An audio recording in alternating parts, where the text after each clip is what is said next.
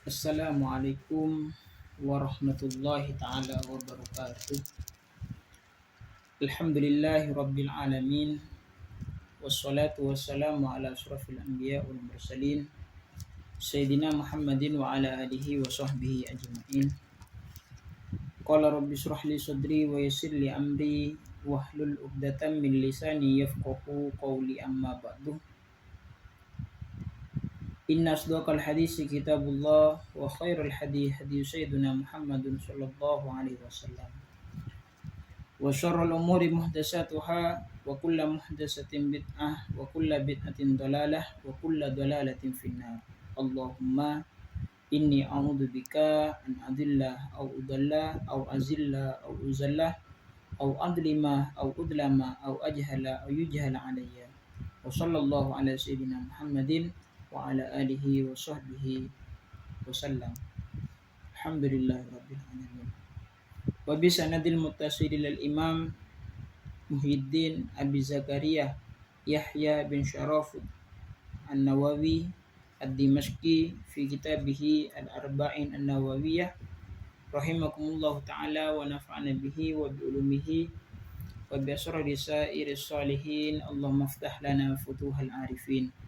Allahumma anfa'na bima 'allamtana wa 'allimna alladhi yanfa'una wa zidna ilma walhamdulillahi ala kulli hal. Amma ba'du. Termasuk tradisi di pondok pesantren adalah membaca kitab-kitabnya para ulama salafun saleh. Banyak kitab-kitab dari guru-guru kita, ulama-ulama kita salafun saleh, di antaranya minal habaib wa minal ulama mutaakhirin, banyak di antaranya. Di antaranya adab membaca kitab, yaitu sebelum kitab ini dibaca, kita harus menyebut terlebih dahulu terhadap pengarang kitab ini, pengarang kitab yang akan kita baca. Itu termasuk tradisi pondok pesantren. Kenapa? Untuk menghormati terhadap ulama-ulama, menghargai terhadap apa yang telah menjadi jerih payahnya, apa yang telah menjadi ilmunya yang telah dituangkan kepada tulisan, sehingga kita bisa membaca kitab ini pada hari ini. Kita bersyukur, jazakumullahu ahsanul jaza, kepada pengarang kitab-kitab, terutama para salafun saleh, guru-guru kita yang telah mendahului kita semuanya. Kita ini akan membacakan kitab Al-Arba'in An-Nawawiyah fil Ahadits Shahihah An-Nabawiyah, karangan Imam An-Nawawi. Imam An-Nawawi ada dua, ada Imam Nawawi Al-Bantani, ada Imam An-Nawawi Ad-Dimashqi. Ini yang dibaca bukan Imam Nawawi Al-Bantani, tapi Imam Nawawi Ad-Dimashqi ya. Kita dari awal akan membaca Al-Hadisul Awal an Amiril Mu'minin Abi Hafsin Umar bin Al-Khattab radhiyallahu anhu. Dari Amirul Mukminin Abi Hafs. Abi Hafs, siapa beliau? Umar bin Al-Khattab, yaitu Sayyidina Umar bin Khattab radhiyallahu anhu. Juga termasuk di antara adabnya seorang murid, adabnya seorang santri, ketika disebut nama para sahabat, maka perlu kita menambahi dengan kata-kata sayyidina. Kalau sahabat perempuan atau ummul mukminin, kalau seperti Sayyidatuna Aisyah, itu kita perlu menambah kata-kata ummul mukminin, Sayyidatuna Aisyah, atau ummul mukminin Sayyidatuna Khadijah Al-Kubra. Di sini ada riwayat dari Amirul Mukminin Sayyidina Umar bin Khattab radhiyallahu anhu. Siapa yang tidak kenal kepada sosok Sayyidina Umar ibnul Khattab? Beliau adalah pendekar di agama Islam. Sampai-sampai saking hebatnya Sayyidina Umar, sampai setan, apalagi manusia. Setan saja melihat Sayyidina Umar itu lari terbirit-birit, apalagi manusia. Kita lanjutkan. Qala, berkata siapa Sayyidina Umar, sami'tu Rasulullah sallallahu alaihi wasallam, sami'tu mendengar siapa aku Rasulullah sallallahu alaihi wasallam kepada Rasulullah sallallahu alaihi wasallam, yaqulu, bersabda siapa Nabi, innamal a'malu binniyat wa innamal likulli imri'in ma nawah. Innamal a'malu binniyat, innama hanya saja al-a'malu, adapun setiap perbuatan binniyati ialah tergantung dengan niatnya. Wa innama, dan hanya saja likulli imri'in, bagi tiap-tiap perkara, ma nawah, tergantung apa yang diniati. Faman kanat hijratuhu ilallahi wa rasulihi, maka barang siapa kanat yang ada hijratuhu, apa hijrahnya man, ilallahi wa rasulihi, kepada Allah wa rasulihi, dan utusannya Allah, fa hijratuhu, maka adapun hijrahnya man ilallahi wa rasulihi ialah kepada Allah dan Rasulnya. Wa man kanat, dan barang siapa kanat yang ada siapa man, hijratuhu, adapun hijrahnya man, di dunia, untuk dunia, yusibuha, untuk memperoleh terhadap dunia, awim ro'atin, atau perempuan, yang kiuha, yang akan menikahkan terhadap imro'ah, fahijratuhu, maka adapun hijrahnya man itu, ila ma hajaro ilaihi, kepada sesuatu hajaro yang berhijrah ilaihi kepada ma. Rawahu, meriwayatkan hu terhadap hadis ini Imam al-Muhaddisina, siapa Imam Muhaddis, Abu Abdullah Muhammad bin Ismail bin Ibrahim ibn al-Mughirah bin Bardizbah al-Bukhari, yang dimaksud adalah Imam al-Bukhari.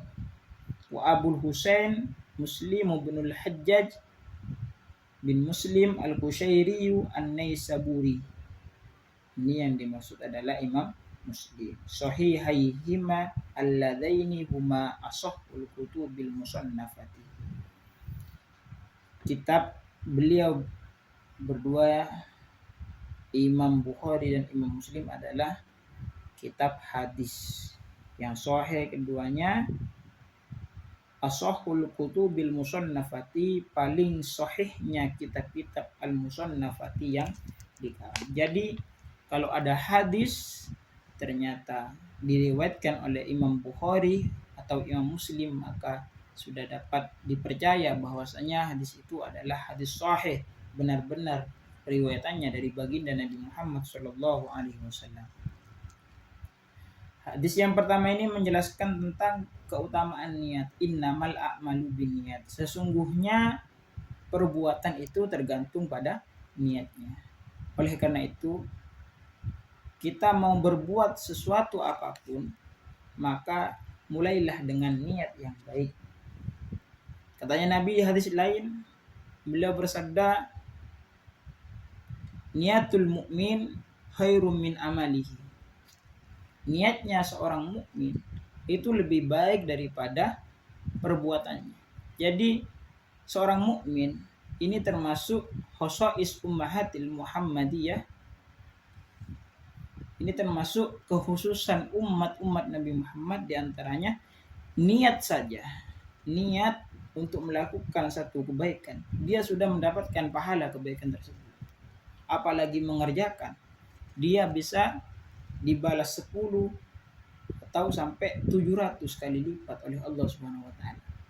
Karena kenapa? Karena dengan niat yang baik, niat yang ditata dengan baik, dia akan mendapatkan pahala dari Allah Subhanahu wa taala. Kenapa? Karena dari niat.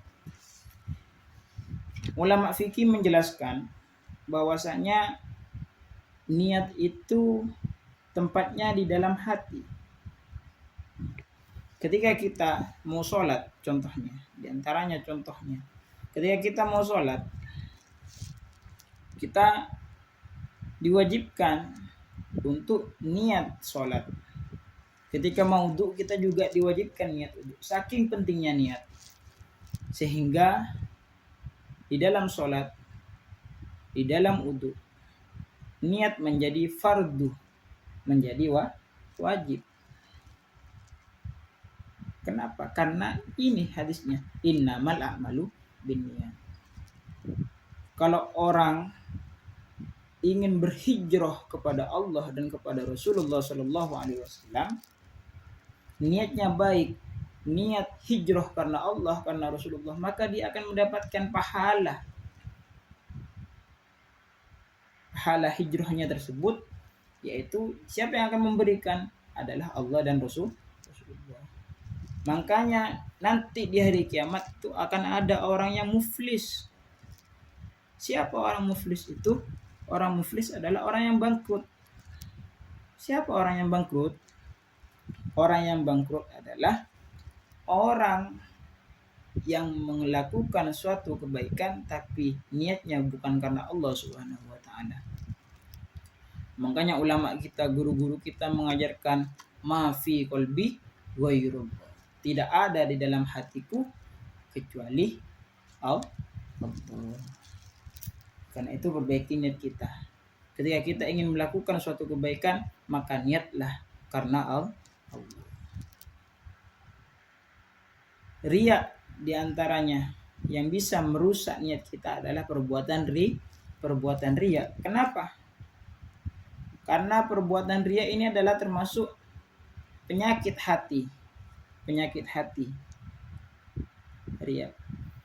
Ingin dilihat oleh orang lain, ingin pamer kepada orang lain, itu perbuatan riya. Penyakit hati, membahayakan, bisa mematikan kepada hati kita karena riya. Riya katanya ulama disebutkan di dalam sebuah kitab, riya adalah syirkul khafi. Ada namanya syirkul khafi, syirik yang samar. Syirik yang samar, yaitu riya. Kenapa kok dikatakan riya itu syirik yang samar? Karena ketika orang ingin melakukan suatu kebaikan, dia sebenarnya tujuannya satu tujuan karena ingin mendapatkan ridhonya Allah Subhanahu wa taala. Ternyata dia ingin dilihat oleh manusia, ingin dipuji oleh manusia. Berarti niatnya salah, bukan niat karena Allah, tapi ingin dipuji oleh manusia. Oleh karena itu perbaiki niat kita, niat karena Allah Subhanahu wa taala. Satu niatnya karena Allah. Ingin mendapatkan ridhonya Allah, ingin mendapatkan rahmat taufik hidayah dari Allah Subhanahu wa taala. Oleh karena itu perbaiki niat kita, perbaiki ibadah kita dengan niat karena Allah Subhanahu wa taala. Jangan niat kepada selainnya Allah. Orang kalau sudah berpindah niatnya kepada selain Allah, Allah tidak akan ikut-ikut.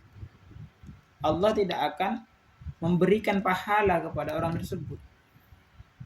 Nanti di akhirat orang yang muflis itu, orang yang bangkrut itu akan menanyakan kepada Allah Subhanahu wa taala, "Ya Rabb, saya di dunia selalu melakukan kebaikan, tapi kenapa saya kok masih masuk ke dalam neraka?" Dijawab sama Allah, lihat niatmu ketika melakukan suatu kebaikan, kamu bukan niat karena saya, jadi saya tidak akan memberikan pahala kepada kebaikan-kebaikanmu. Oleh karena itu perbaguslah niat kita, terutama di bulan Ramadan ini. Kita perbanyak niat yang baik, sampai ada di antara guru-guru kita, ulama kita, Al-Habib Idrus Beliau sampai mengarang kitab tentang niat, saking pentingnya niat. Saking pentingnya niat, para ulama kita, guru-guru kita mengarang kitab tentang niat. Bagaimana niatnya kita ke masjid, bagaimana niatnya kita ke sekolah, bagaimana niatnya kita hadir ke majelis ilmu. Itu semuanya ditulis oleh beliau, Habib Idrus.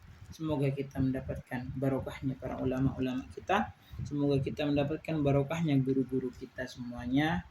Kita semoga diberikan taufik hidayah oleh Allah Subhanahu wa taala dengan berniat yang baik ketika melakukan suatu kebaikan.